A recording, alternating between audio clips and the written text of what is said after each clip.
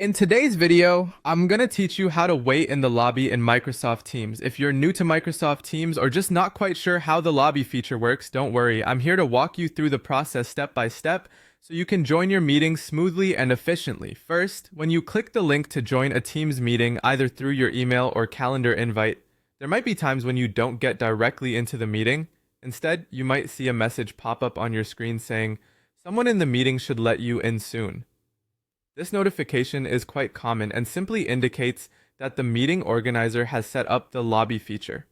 The lobby is essentially a virtual waiting room for participants. Here's what you need to do. When you see that message, just remain on that screen. I know it can be a bit confusing at first, especially if you're expecting to be immediately admitted, but staying put is key. You'll notice a waiting notification. Keep it open and visible as it's designed to keep you informed about your status while you wait. It's important to understand that you can't interact with the meeting until you're admitted, so resist the urge to click away or refresh, as doing so might inadvertently cause technical glitches or disconnect you from the waiting process. The waiting period can vary depending on the organizer and their setup. Sometimes you might get in right away, other times there might be a slight delay. Usually a person running the meeting will notice your presence in the lobby and admit you as soon as they're ready. Once the organizer approves your request to join, you'll automatically enter the meeting room. No need to take any further action on your part.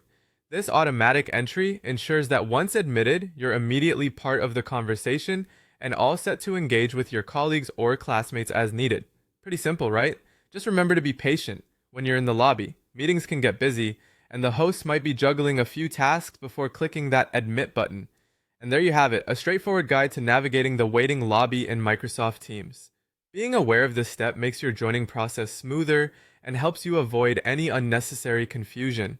By following these instructions, you'll become much more comfortable with how Microsoft Teams operates, ensuring you're efficiently joining meetings moving forward. I hope this guide helps clear up any uncertainties you might have had.